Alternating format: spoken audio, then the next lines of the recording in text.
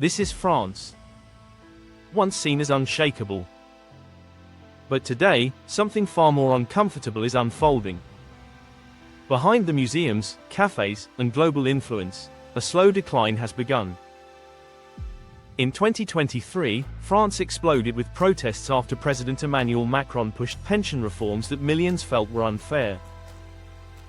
But these protests weren't just about retirement ages. They revealed a deeper truth, a system that's starting to crack. For decades, France stood proudly as the seventh largest economy on Earth. But major forecasts now show a very different future. According to Goldman Sachs, France could drop to 9th place by 2050, and fall all the way to 15th by 2075. And here's the twist. Its decline is projected to be much sharper than Germany or the UK, two countries facing many of the same pressures, but holding up far better. This isn't some distant scenario.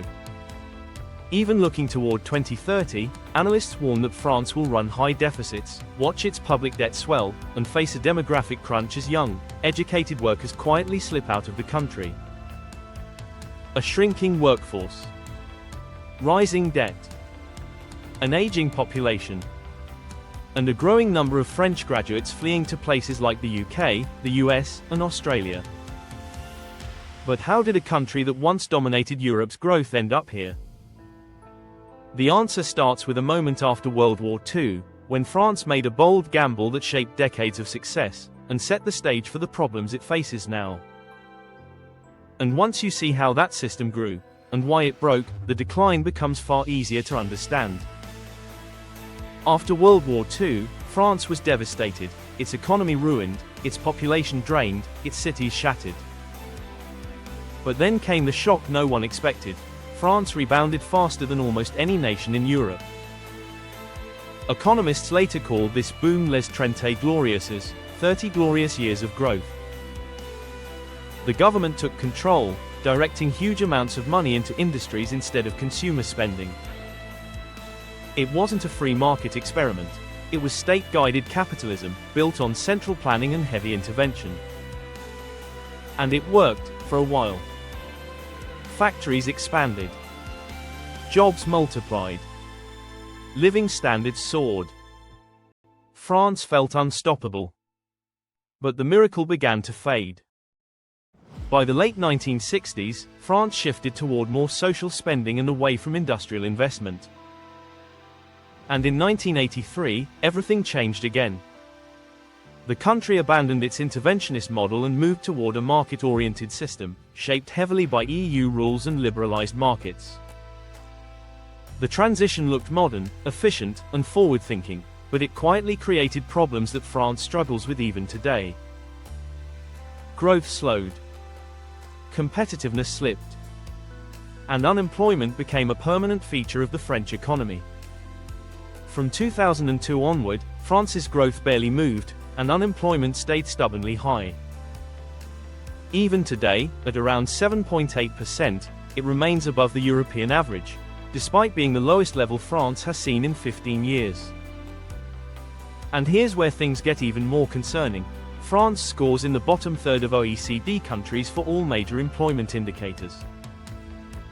It has a large share of low-skilled workers, major gaps between native and non-native job prospects, and strict labor rules that make hiring risky and expensive for employers. Even with one of the highest numbers of university graduates in Europe, many of its most talented young workers leave the country entirely, seeking better pay, fewer rules, and more opportunity abroad. This brain drain is now a real threat to long-term economic stability. Because when the people who drive innovation leave, the future leaves with them. And what comes next hits even harder, because it threatens both the population and the government budget at the same time. The real crisis is the pension system, and it's already reaching a breaking point. France's biggest economic threat isn't inflation, unemployment, or even debt. It's the pension system.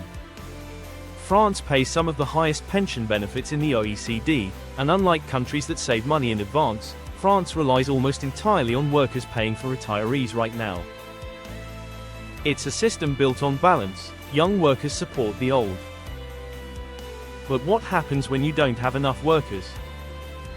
France's population is aging fast. Skilled workers are leaving. And labor force participation remains low. That means fewer people paying into the system, while more people depend on it than ever before. Economists often compare systems like this to a government Ponzi structure, not because it's illegal, but because it only works as long as enough new money comes in from younger workers. In France, that money is drying up. This is why President Emmanuel Macron pushed the controversial change from 62 to 64 as the retirement age in 2023. Millions protested, but the truth is brutal. Without reform, France would face 50 years of non-stop pension deficits. That's not speculation. That's what government projections show, even under optimistic productivity forecasts. And France already spends about 14% of its GDP on pensions alone, the third highest in the developed world. But here's the real problem.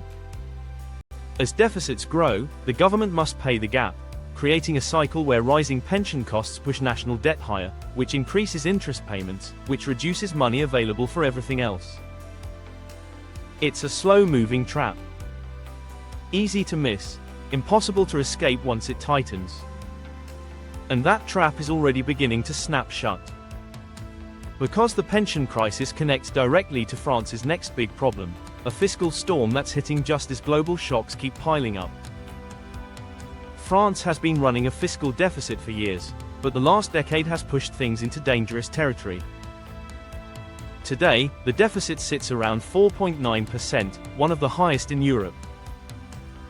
And every major global shock has hit France harder than expected.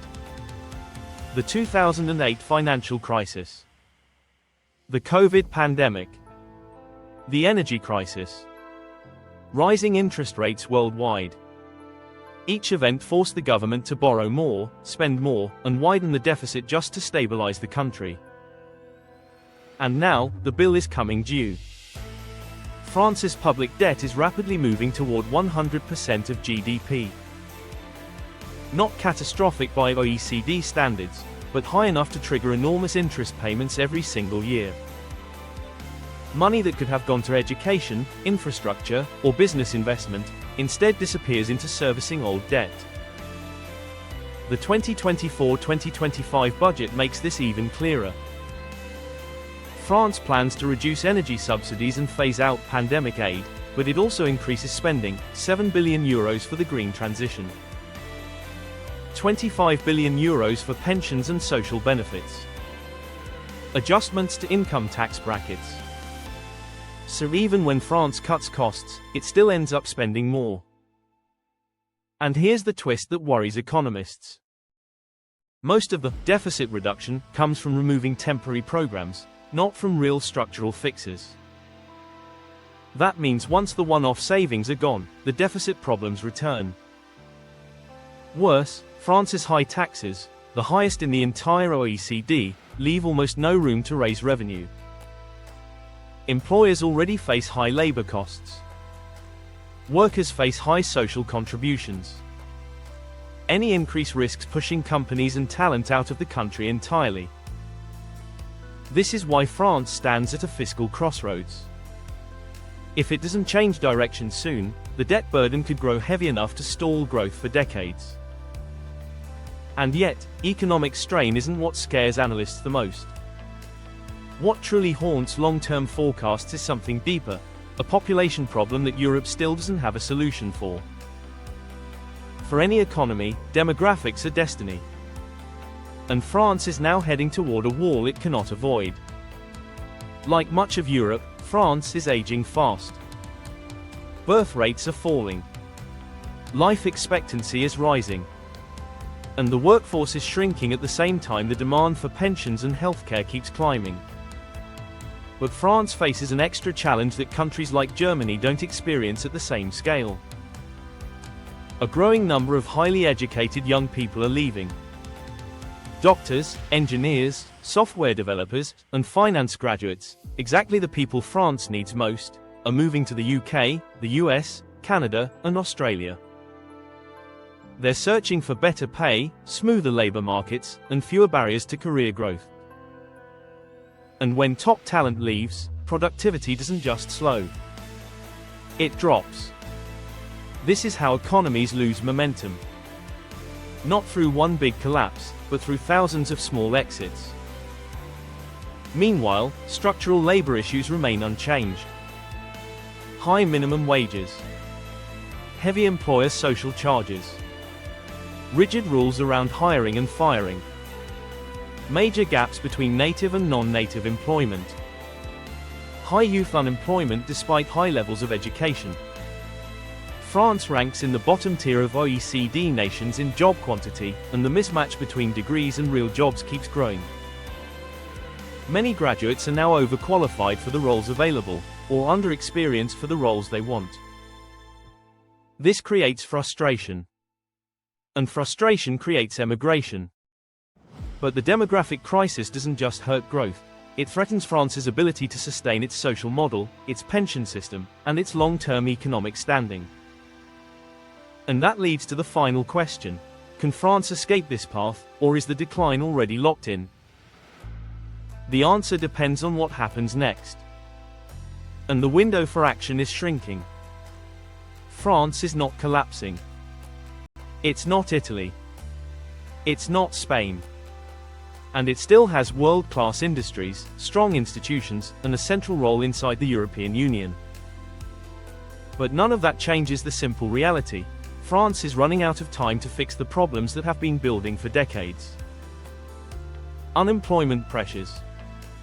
Labor market rigidity. A shrinking workforce. A pension system that demands more than the economy can support.